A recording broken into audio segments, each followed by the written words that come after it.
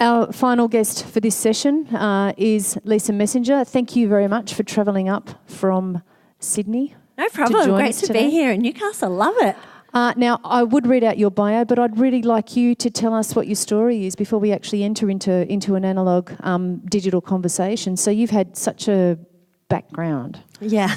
So many and varied. So I launched, as a pic here, the magazine Renegade Collective on the 4th of March last year. We're now in 29 countries. I had no background in magazines whatsoever. None of my staff had any background in magazines whatsoever. So really disrupting in an age-old industry. And a lot of people have said in the conversation today is largely about why on earth would I enter, print media in this current climate. So we can talk more about that. But my background was essentially a mishmash of a whole lot of things from I did a degree in business majoring in tourism. Go figure. Use that a lot. And I sort of did years in conference and event management and in sponsorship. And for the last 8 years, which is kind of funny, I unceremoniously did what was called veggie English at school, which was kind of like the lowest of the low of the low. And now I've authored and co-authored 17 books, and I've actually produced over 400 books for other clients. So I have had some experience in publishing, but never magazines, and it's a very, very different beast. Books are quite one-dimensional, and this is kind of very multifaceted, and for all the reasons we're talking about today in terms of, the print and the digital and things. So, yeah, and I started my career as a horse riding instructor, so there you go. as you do after you've studied the subjects that you studied. Yeah, wow. So no logic whatsoever. Always been a bit of a rebel and just do kind of, and totally an entrepreneur. I have had many businesses. I have 13 registered companies. This particular I started my first business 12 and a half years ago, and so jumped around in a lot of industries, and I think that's kind of the true entrepreneurial spirit. And so the magazine now is very much about, me as an entrepreneur, just, self-deprecating. Whatever I do out there, I just talk about it, and it's me as an entrepreneur for entrepreneurs. That's the bit that I would like you to touch a little bit more on as well. One of your prime messages with the magazine is to. So we've got divine coaching and we've got Lisa Messenger. I love it. Actually, I was messages out there. I was thinking before, is it really unkosher on air to offer you a job? Because I was like, I need Lauren. So you heard it here first. Yeah. Is that a yes? Okay, fantastic. All right, we can say that it all happened here. So now I forget the question I was going to ask you. But the whole idea of you being an entrepreneur for entrepreneurs, and that's where the passion for the magazine came from, isn't it? Absolutely. I just, I was fortunate enough to surround myself for years with other inspirational, aspirational, extraordinary people. And I thought, am I just living in this very fortunate bubble that, of course, I've consciously created? And then I thought, why can't I take this beyond? I got sick of, to be honest, a lot of the salacious gossip and the vacuous content that is put out there in a lot of media and that people buy into continuously. And I just thought, surely I can put, stories of inspiring people from all over the globe, but also the aspirational side. So I don't want them just to read about, these fabulous people and aren't they great and that's them and isn't that fantastic and it's so unattainable. I then wanted it to be very much around the how-tos so that it becomes anyone can actually do it. And so with the magazine, it is very multifaceted and has many, many touch points, and we run a number of events and things because I want people to be able to meet the people in there and to take them off the pages and make it accessible and attainable and real and raw. And so my mandate is that anyone can be in the magazine as long as they're prepared to talk about the hard times and the grit as well as, it's all fantastic and, aren't I great? And there's a lot of stories about real entrepreneurs actually aren't entrepreneurs overnight or aren't successes overnight. There's lots and lots of, we talked about it at the breakfast yesterday,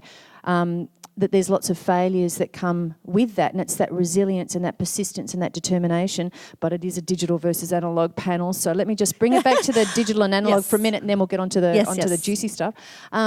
With the digital, why did you decide to print? Apart from the fact that the magazine looks great, smells great, feels great, I don't have to have any piece of electronic material with me to bring it up, and I don't have to worry about internet access.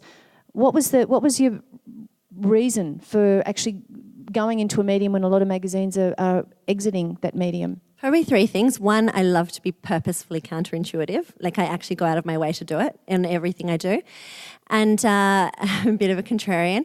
And two, I think the print magazine is absolutely the cornerstone, but I think in about 12 months it will probably about 10% of my entire play.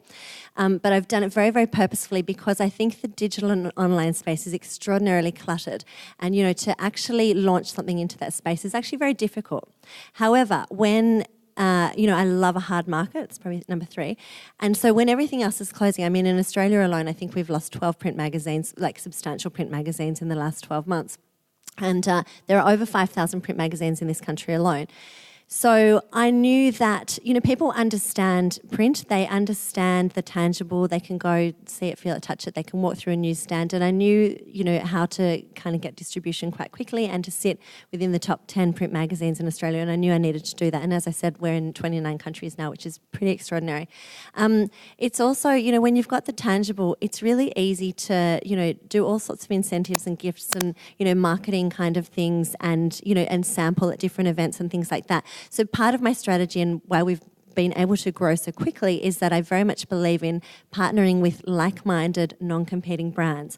So things like Tropfest, there are 120,000 people there. We were able to sample out to a whole lot of people and get our brand there. Sydney Film Festival, South by Southwest in the US, and a whole lot of other things. And if I didn't have the print magazine, it's different if you say to someone, hey, come along to this, we'll incentivize, you can download this on blah, blah, blah. Whereas if you say, hey, here's something tangible and physical, they get quite excited. I've fallen for it myself a million times.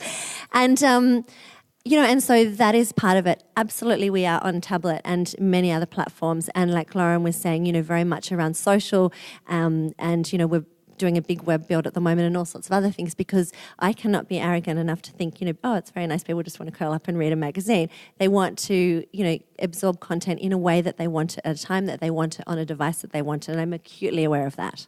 And there will come a time, I suppose, where as the generations come through, where the tangible outside of the tangibility of a tablet or an iPad or whatever it is will become less real, or they'll just Google up they'll use it in their glasses. They'll be reading your magazine as they're driving a car, not as the car drives itself, because we're already at that stage anyway. So with another question that I'd like to ask you is, you spent 12 months as a bi-monthly magazine, and now you're monthly. Yes. What made that decision for you? Gosh, well, I should speak to the accountant on the panel. Look, a number of things.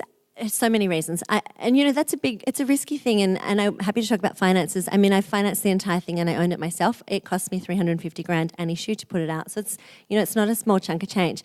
So to then double that, is a lot. But what it means is, I needed to be in people's faces a lot. I didn't want people to kind of forget about us. And 8 weeks is a long time, particularly for me who's instant gratification junkie. I want it now.